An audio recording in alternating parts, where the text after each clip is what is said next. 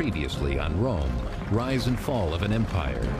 In 47 AD, Emperor Claudius leads a magnificent conquest to fabled Britain, Rome's first attempt since Julius Caesar 100 years earlier.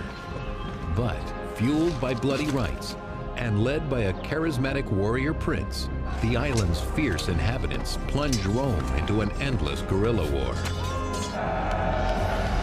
Now, almost 40 years later, in 84 AD, Emperor Domitian battles against barbarians on the frontier and treachery in the Senate, until a bloody conspiracy sets Rome on a new course, and Emperor Trajan brutally finishes what Domitian has started.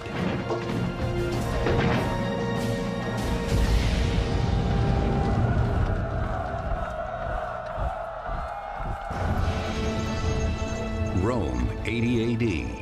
By the end of the 1st century, the Roman Empire is becoming well established. The army is strong. Battles are won. Dominance is gained. It's entering into a very prosperous period that's going to last about 150 years, up until the middle of the 3rd century AD, when they start to run into real problems. So Rome is entering a very prosperous period at this juncture. Rome has grown large, but surrounding its civilized core, barbarian tribes in Germania and Dacia, modern-day Germany and Romania, resist Roman domination. Most troublesome of these are the Dacians. Their king, Decebalus, is busy courting smaller neighboring tribes, offering slaves and gold in exchange for their allegiance against Rome. He had cast about for alliances to his north and successfully gotten alliances to his north. He had also successfully gotten alliances to his east. So he's becoming increasingly formidable, and the Romans do not like this. The Romans have never liked this. Through these efforts, King Decebalus undermines Rome's strategy to keep the various barbarian tribes divided and weak. The Romans dealt with all of these configurations of tribes across both these borders, largely by seeking to pit them, the one against the other, to manipulate them so that they never achieved solidarity against Rome, on the one hand, and so that none of them ever became powerful enough in its own right by conquering all the others that they would pose a significant enough threat. Decebalus cements his tribal agreements against Rome, just as a precarious imperial transition is taking place. Back in Rome, an inexperienced nobleman named Domitian stands poised to take the throne as his brother, the Emperor Titus, lies on his deathbed. It is a turn of events that no one has predicted and that Rome is not prepared for.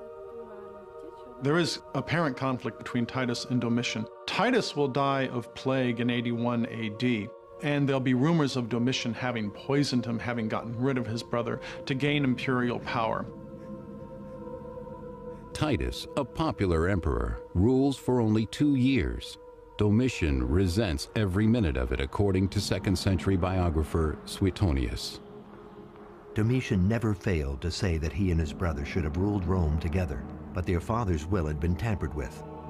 And when Titus was seized with a dangerous illness, Domitian ordered that he be left for dead before he had actually drawn his last breath.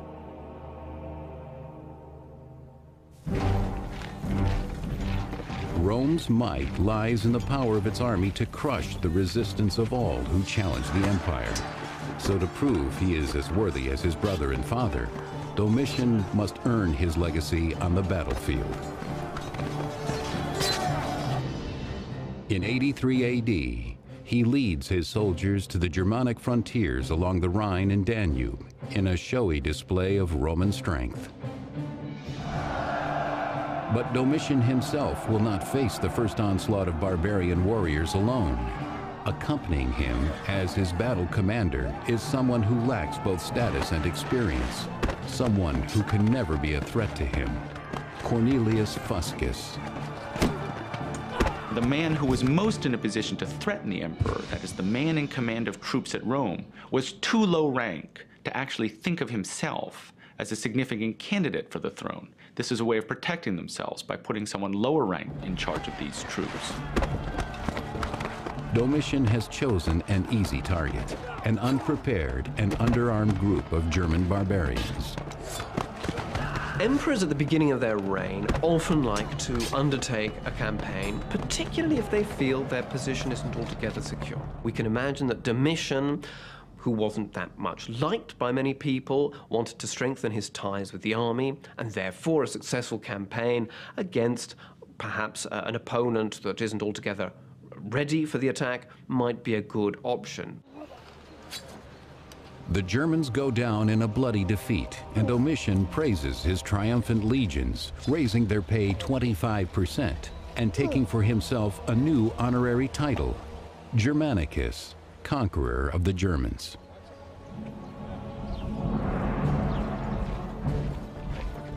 While Domitian actively promotes himself, a young soldier named Trajan asserts quiet authority on the Rhine frontier, earning respect through leadership rather than violence. He is a man of ambition and patience. His father had served effectively in a number of campaigns under Vespasian. So he is of a senatorial stock, and he is of a consular family. He is not of the very elite of the Roman senatorial class. So Trajan can be said to come from relatively modest beginnings. Trajan will continue his service to Rome as he awaits an opportunity to prove himself to the new emperor. But to the north, in their weapons workshops, the Dacians are operating overtime, hammering the steel of swords and spears, filling the armory of their king, Decebalus. He knows that war with the Romans is drawing near, and he wants his people armed and ready. Historian Cassius Dio describes him. Shrewd in his understanding of warfare, and shrewd also in the waging of war, Decebalus judged well when to attack and chose the right moment to retreat. He was an expert in ambushes and a master in pitched battles. He knew not only how to follow up a victory well, but also how to manage a defeat. The Dacians were quite a sophisticated, perhaps the most advanced civilization, apart from the Romans, in the Mediterranean area at this time. So it's not surprising they could pose a serious threat, absolutely.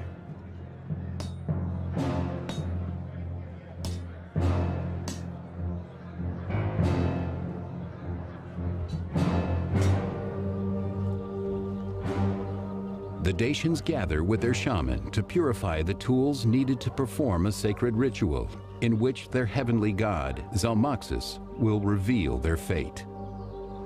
5th century BC historian Herodotus.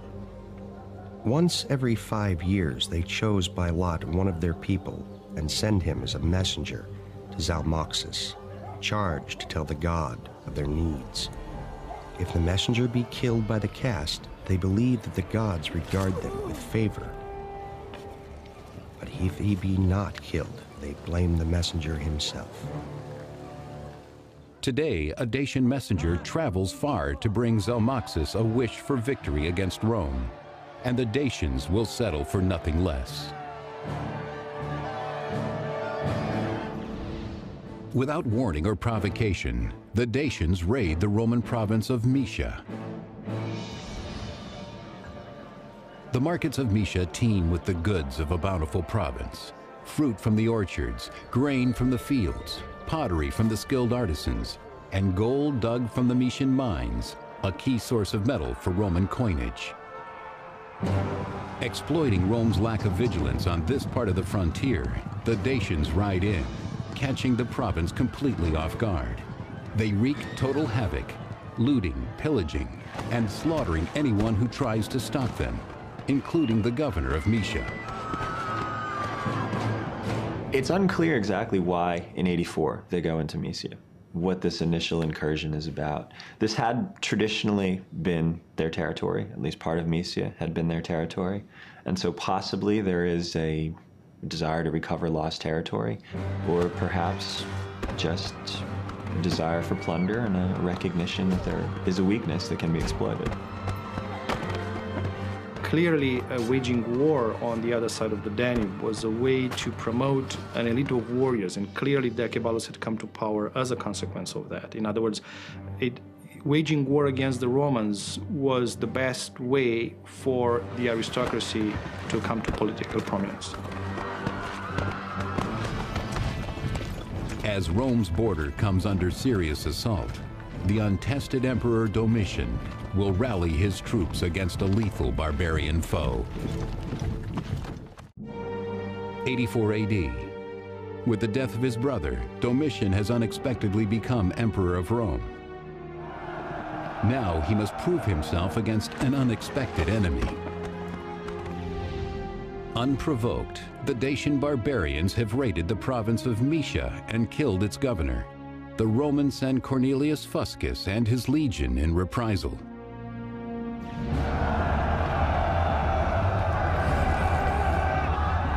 The Dacians close in from all sides. This attack on Moesia is more than an assault on Roman rule. It's an assault on the emperor's personal prestige. The barbaric murder of a governor cannot go unanswered by Emperor Domitian. And so what he's going to do is he's going to put in charge a successor, Cornelius Fuscus, who is hopefully going to take care of the problem. The problem with Cornelius Fuscus is he's a man who likes to take risks unnecessarily. Domitian takes a risk too. By appointing this man who is not of senatorial class, he is openly defying the Roman Senate. The Dacian forces confront him and inflict a major defeat on him. Such a significant defeat that his life is lost, his army is essentially annihilated, and the standards are taken. And this is a major blow for the Romans.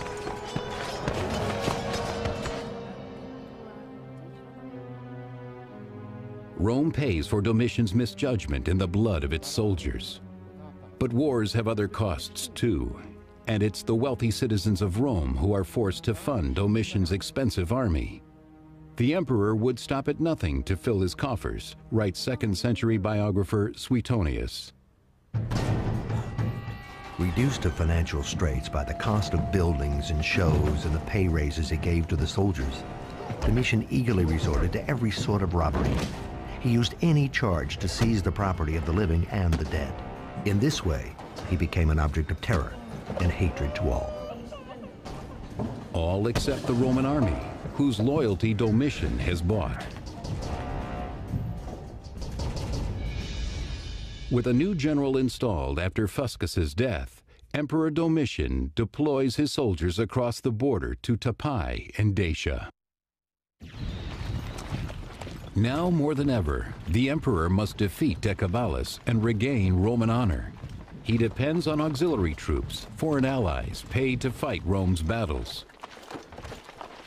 So Rome has to do something about this, because it's not just losing 2 governors, it's a matter of national prestige. You can't have this kind of hit-and-run raid, although killing 2 governors is much more than a hit-and-run raid, and not do something about it. So Decebalus had to be dealt with in some way.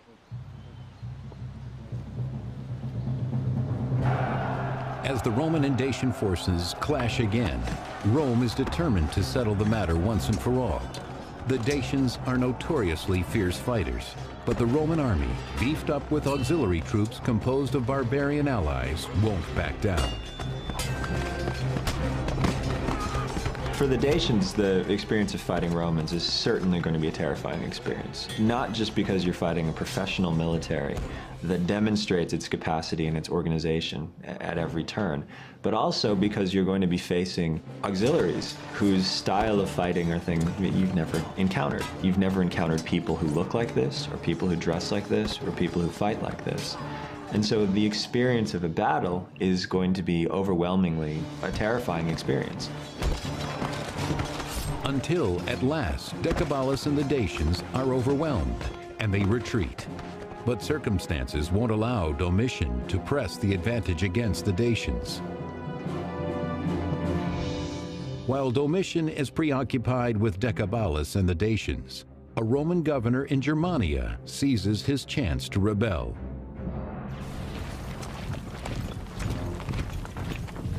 Domitian sends the young and loyal legionary commander named Trajan to restore order. The revolt is crushed, and the rebel leader taken captive.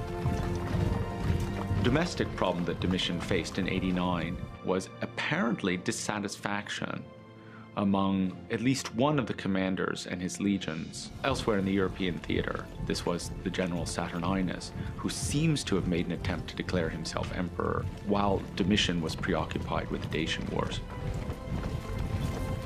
Trajan helps quell the Saturninus rebellion, winning greater recognition from the emperor.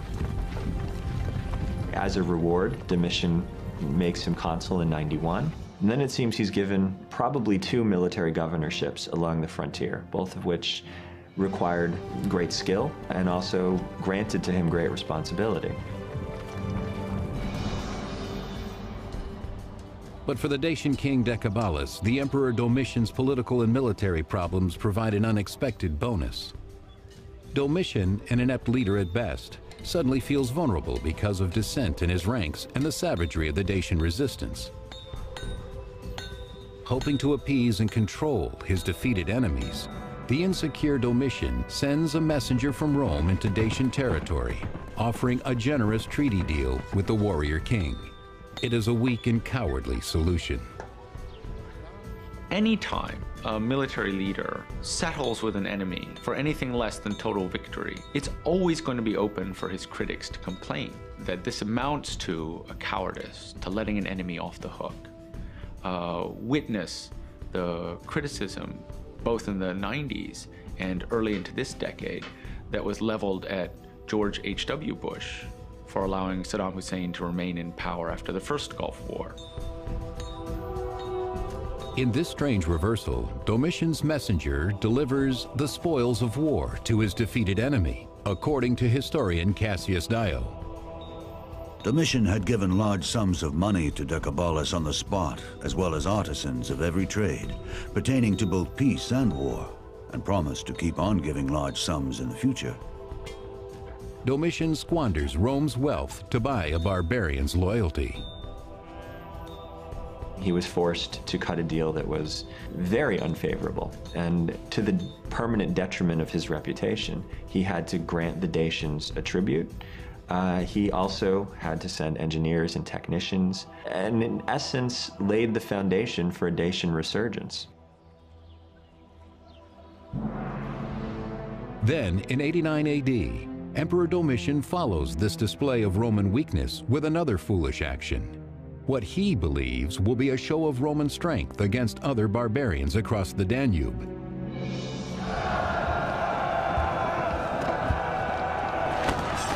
But Domitian underestimates their strength and devotes too few of his troops. Domitian had felt that they had inadequately supported him during the initial stages of his Dacian campaign. So he launched a retaliatory attack on these 2 tribes, probably thinking that this would be a very fast-moving and easily resolved situation. Rome suffers a humiliating loss. Domitian, at this point, he's really on a downward spiral in a sense. Not only is he buying off Decebalus, there's rumors that he's triumphed over the Germans, but these are false triumphs, that he's been buying blonde wigs and dressing people up as Germans to carry in his triumphs, this sort of thing. Things are really on the skids for Domitian. But not all of Domitian's enemies are on the frontier. Domitian had a habit of killing off his relatives with fantastic regularity, and also, in moments of peak, as it seems, would discover, or claim to discover, conspiracies among senators, and this would lead to purges of the ranking membership of the Senate.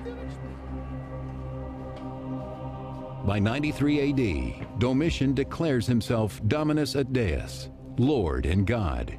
He has become unpredictable, vindictive, and dangerous.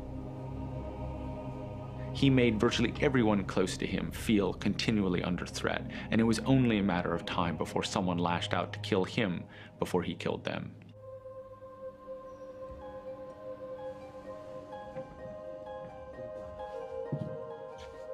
As long as Domitian lives, no one around him is safe. His wife Domitia, her steward Stephanus, and others close to Domitian decide to take matters into their own hands, according to biographer Suetonius. As the conspirators were deliberating when and how to attack Domitian, whether at the bath or at dinner, Stephanus, Domitian's steward, offered his aid.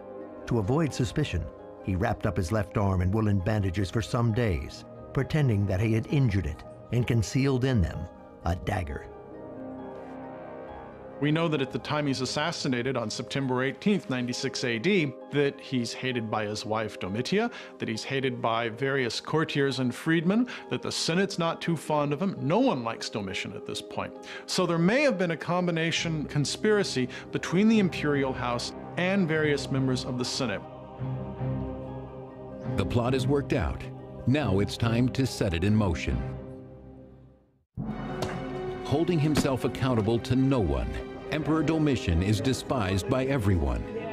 By alienating Rome's allies and depleting its wealth, he puts himself in mortal danger.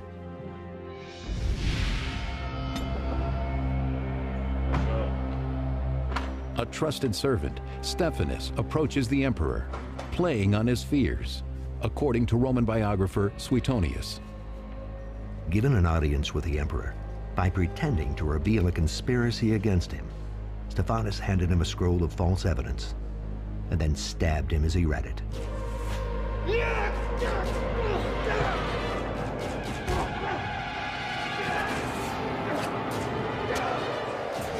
Hearing the commotion, Domitian's guards rush in.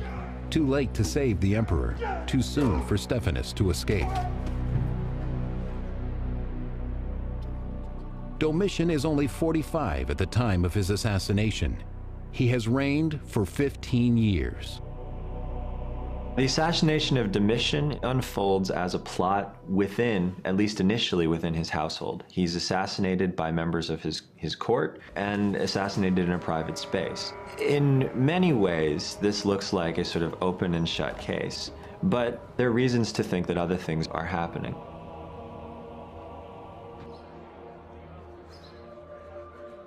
With Domitian dead, the Senate presses its advantage, according to historian Suetonius. The people received the news of Domitian's death with indifference, but the soldiers grieved and at once tried to call him Domitian the God. The senators, on the other hand, were so overjoyed that they raced to insult the dead emperor, pulling down his statue, chiseling his name from the buildings, and smashing his likeness before the eyes of the people. The Senate wastes no time appointing a new emperor. In the immediate aftermath of Domitian's assassination, the Senate at Rome sought out one of its own members as a new emperor, a man named Nerva, who was an elderly man and without children, and without any particular military distinction. The reasons for their choosing him are shrouded in history now. Nerva is acclaimed by the Senate suspiciously quickly. And Nerva is an excellent compromise candidate if you're looking to appoint an emperor that most people could deal with, because Nerva's old, Nerva's sickly, Nerva doesn't have a son. And so he is in essence a placeholder while you figure out what you want to really do. Nerva knows his role is only temporary, and he makes the most of it. Rather, of course, than Nerva abdicating, or for that matter, Nerva being assassinated for his weakness in controlling the troops, he took, in fact, a co-emperor, one who gave him exactly those qualities that he himself lacked. Tremendous respect among the military, being foremost among them. Within a year, Nerva adopts up-and-coming General Trajan as his heir and names him co-emperor. History is silent on the question of whether Trajan was part of the original conspiracy to assassinate Domitian. I don't think we can say Trajan was involved, but he likely was aware of it, and that doesn't even necessarily mean he supported it. He could have been aware of it, but recognized that this was a circumstance that he couldn't change and was willing to accept.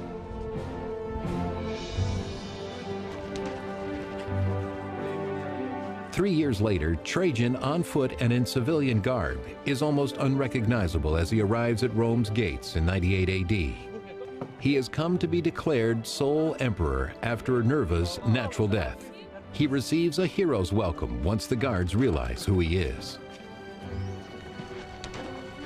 When Trajan arrives in Rome, everybody is overjoyed because here is a relatively young emperor who is keen to collaborate with the people and the Senate in governing the empire, and it's seen almost as the dawn of a new age. From the outset, it is clear that Trajan is everything Domitian was not. The historian Pliny celebrates the new emperor's gloriously modest arrival. The very method of your entry won delight and surprise, for your predecessors chose to be carried in, not satisfied even to be drawn by 4 white horses, but lifted up on human shoulders in their overbearing pride. You towered above us only because of your own splendid physique. He had due respect for the groups that mattered, and perhaps more importantly for the groups that wrote history, and that's why Trajan goes down as being such a good emperor.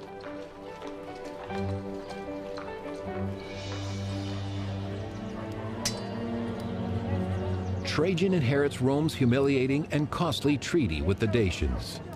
Thanks to Domitian, in exchange for peace, these barbarians are entitled to Roman weaponry, Roman deserters, and each year another large portion of Roman wealth. And Trajan won't tolerate that.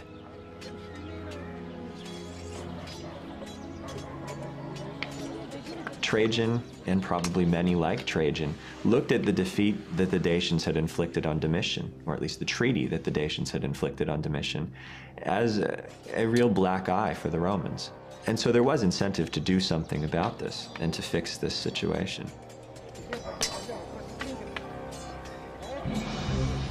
Trajan doesn't stay in Rome long. He and 9 Roman legions and auxiliary troops head to the Danube to take care of unfinished business.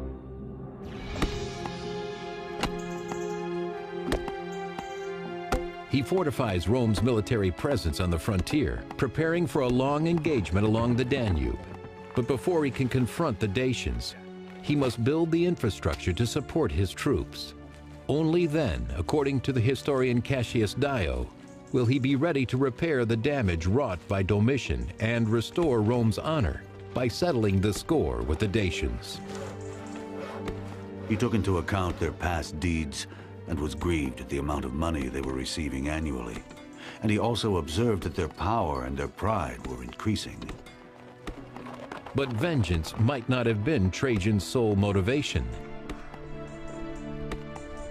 There are any number of motives that Trajan could have had for going after Decebalus at this point. It could have been revenge and national honor. It could be a matter of a new emperor who wants to gain prestige and authority and solidify his position, so he's going to go off and make war. Maybe both of those. The campaign is a huge undertaking. Trajan spends a year building forts, roads, and bridges in preparation. It's a very difficult area for the Romans to penetrate, and a lot of engineering work has to be carried out, first of all, to cross the Danube there. There's lots of narrow gorges and so on. By 101 AD, Trajan is ready.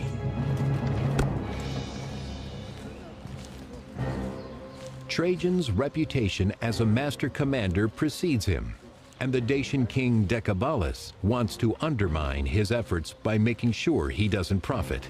To keep the Dacian treasury from falling into Roman hands, Decebalus buries his riches. Only he and his henchman Basilis know where. Dacia is a relatively rich area. If the Romans were to expand, Dacia would be a natural choice. The resources are there to make this, if not a profitable campaign, at least a campaign that could potentially pay for itself. And so, if we are willing to accept that Trajan had greater ambitions for conquest and greater ambitions for himself and his state, it would be natural for him to look to Dacia.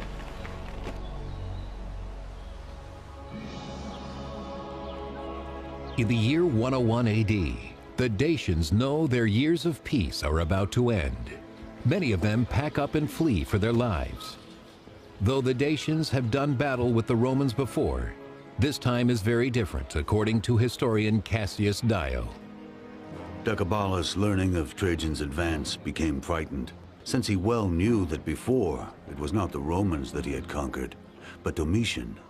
And now he would be fighting against both the Romans and Trajan the Emperor. Dacian families head for safer ground, knowing this time there will be no negotiations. Trajan, throughout his reign, is renowned for traveling with his armies and enduring some of the same difficulties that his army endures. And I think this is what endears Trajan very much to the soldiers serving under his command eventually. He appreciated the struggles that they were going through and was willing to share some of these struggles himself. And now that struggle will take the Roman troops to Dacia. The new Roman Emperor Trajan has reconciled the Senate and the military, and now he seeks Roman glory and personal honor by confronting the troublesome Dacians at Tepai. By 101 AD, the Dacian king Decebalus has grown familiar with Roman fighting tactics and with making friends with Rome's enemies. Decebalus worked assiduously in building up a nexus of alliances, not just amongst foreign peoples, but also amongst his nobles. And he'll create a fighting force that's formidable, but it's not as formidable as the Romans. However, they are organized, and they are a formidable enough force that they can beat the Romans at times, and that's important to remember. But it is not enough, and Decebalus knows it. Faltering, he even sends Trajan a plea for peace. Trajan rejects it.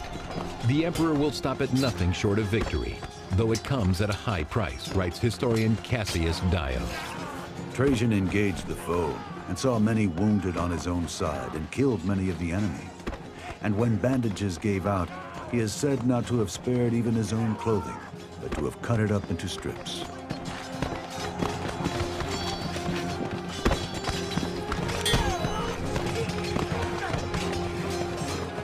A Dacian warrior will choose death over capture, and they treat their own prisoners with abject cruelty. Roman captives are handed over to Dacian women to be humiliated, tortured, and eventually killed.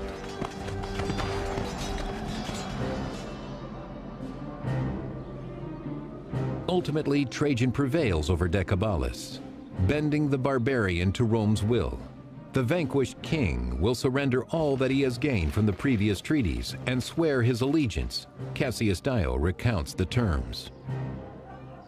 So Decebalus reluctantly engaged to surrender his arms, to give back the deserters, to demolish the forts, to withdraw from captured territory, and furthermore, to consider the same persons enemies and friends as the Romans did. With the terms of the treaty agreed upon, Trajan has converted a fierce adversary into an ally and can return to Italy a proud man. But the treaty falls short of its mark. It can't curtail Decebalus's bloodthirsty ambition, and it can't force him to surrender his knowledge of Roman technology.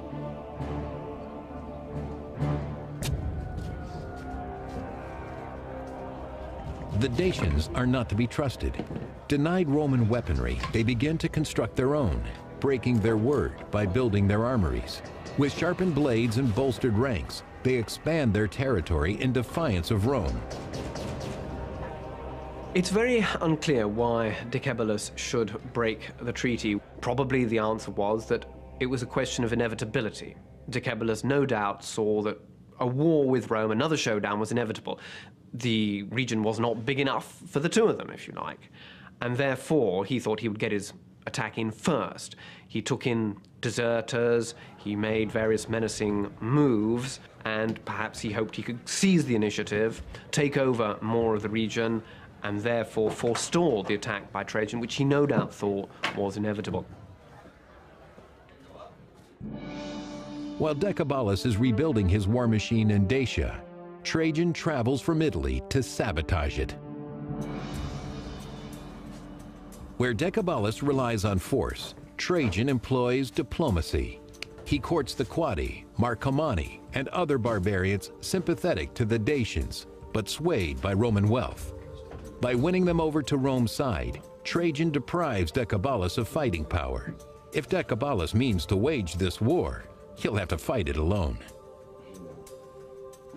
Trojans responded to Decebalus' very skillful way to wage war against the Romans with an equally skillful way to engage basically every little group in the area or surrounding the Dacian kingdom. So there's a lot of desperation on the part of Decebalus at this juncture, and his allies are growing restive. They want to leave him, and they're making overtures to the Romans. So what's going on at this point is Decebalus certainly knows he's in a grave, grave situation. 106 AD. Not settling for half measures, Trajan leads his expansive forces to the political center of the Dacian kingdom, Sarmisagathusa in present-day Romania.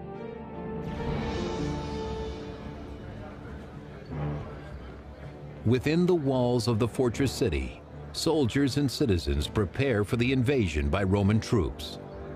The Dacians put their faith in their stout walls and strong army. But should the Romans breach the gates, the citizens will be ready.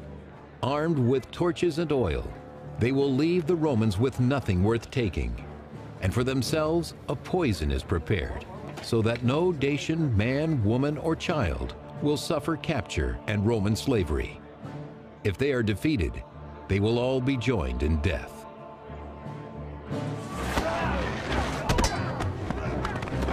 To reach the Dacian capital, Trajan runs the gauntlet of Dacian forces defending the route that leads to the gates of the city. This is a big fortified place that was extremely difficult to take, and the Romans had to just proceed very slowly, taking each place one after the other, and as you can imagine, taking a lot of losses as they did so. It was a bitter struggle. An impenetrable gate will confront Trajan's iron will. 106 AD. For more than 2 decades, the hostile Dacians have tormented Rome. Now, as they once again break their treaty, Emperor Trajan mobilizes his troops to break their will by breaching their stronghold.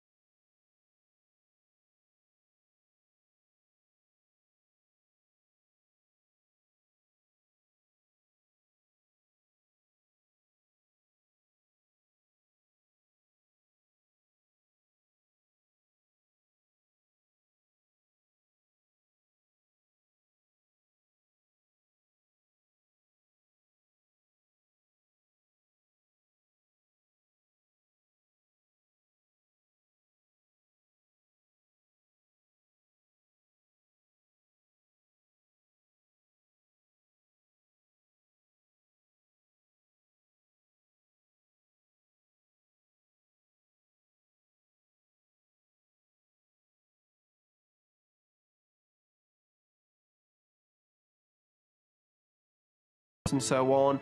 But by and large, of course, it is the triumphal advance of the Romans and their two victories in the two wars. The column represents a multifaceted piece of propaganda. It both shows the engineering accomplishments of Trajan's reign and also demonstrates the great military achievements that Trajan had brought about. The colossal spoils of war and the success in battle will go to Trajan's head and whet his appetite for power. His reign is punctuated by conquest, and a decade after the Dacian Wars, he begins an ambitious campaign against Parthia to the east, in the area now known as Iraq. As far as we know, there were no strategic reasons for Trajan to wage war against Parthia at this time. And it's most likely his and his advisors' warmongering attitude that led to an open conflict with Parthia.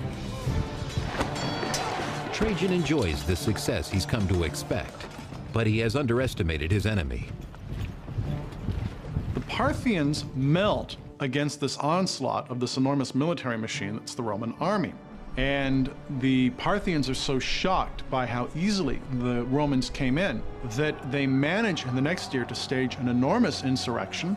They kill or drive out the Roman garrisons that are in their country. It's not exactly similar, but it's somewhat similar to the situation the United States faced in Iraq, where you enter with enormous military power, but you end up with an insurgency all over the place. Trajan, now aging and ill, imagines himself to be the new Alexander, conqueror of the world. But by 117, it is clear that his dream will never be realized. His plans for expansion have stretched Rome to its limit and into a hostile landscape. Holding on to the territory across these inhospitable swaths of desert is very, very hard.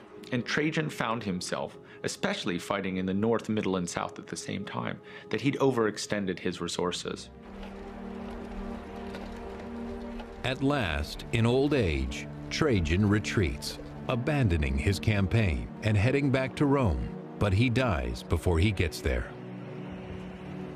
The situation that Trajan found himself in the last year of his life is in many ways similar to the situation that the United States and its allies finds itself in the same part of the world, with the same porous defenses, the same porous natural frontiers, and the same desire, in essence, to fight a war that ought to have taken a long time in a relatively short span of time, with a plan for winning a military victory, but no plan for absorbing the territory and organizing the territory.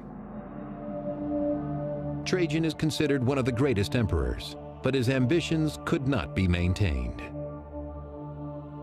The great failure of Trajan's policy is revealed almost immediately after his death, when Hadrian withdraws from most of the territory that Trajan took. Even the hard-won province of Dacia is eventually given up. An empire is molded by its leaders. History judges Trajan and Domitian differently. One good emperor, one bad. But both ultimately forsake the needs of the empire in order to chase personal glory.